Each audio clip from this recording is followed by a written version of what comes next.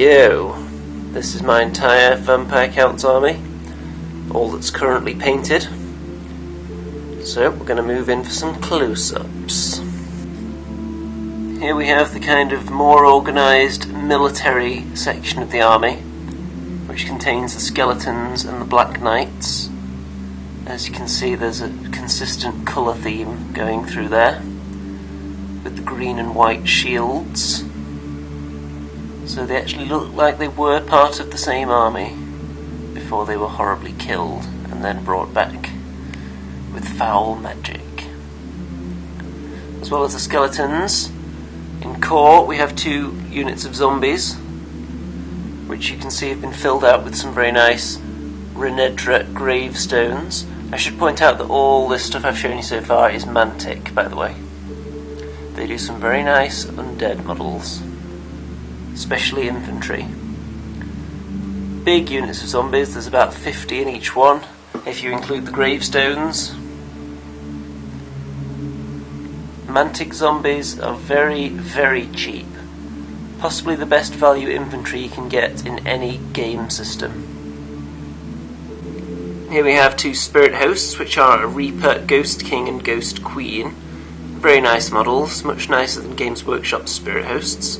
Although you can really use anything you want for spirit hosts as long as you paint it sufficiently ghostly.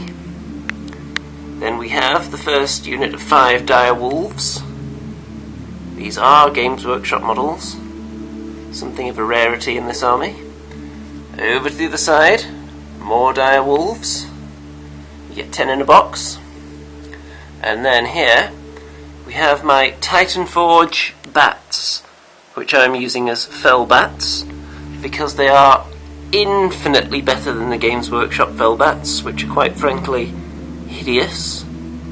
These are incredible models with very nice bases as well. Anyone who watched the last time I showed off my entire Vampire Counts army, when it was considerably smaller, will remember that I was looking to get some more hitting power in there. So this is part of that. This is a Reaper Bone Horror, which I'm using as a Vargulf, which is another incredible model, far superior to anything Games Workshop have. Just look at that thing. Isn't that just incredibly cool? The answer is yes. And the other thing that I've added for killing power is at the other end, down here, which is 6 Crypt Horrors, which can not only dish it out, but they're incredibly hard to kill off, especially when you've got quite a few of them like this. I'm sure the optimum number is probably 8, but I don't really feel like buying any more of them right now. 6 will do me fine. I really do like these models, and there's plenty of models out there that I could have used as alternate sculpts, but the Games Workshop ones are probably my favourite, which is rare, but there you go. Onto characters at the front, we have a Necromancer from Cybor Miniatures, which has a couple of zombies coming out the ground around him, and I've added a couple of gravestones on there, so he takes up 4 slots. I'd just put him in a unit of zombies and then specify which of the 4 squares the Necromancer is supposed to be on, and the other 3 would be zombies. Here we have, from Reaper Miniatures, a vampire biting the neck of a, let's just say, not very clothed lady. I should have warned you to look away if you're under 18, but never mind. And here we have a corpse cart, which I can use as a Necromancer on the back there. This is actually the Gitmobile, because this wasn't painted by me. This was sent to me by the old Git YouTube legend. The only bits I've done to it are rebased it so it matches the rest of my army, and I put a slight wash over the pile of corpses to give them a bit of depth.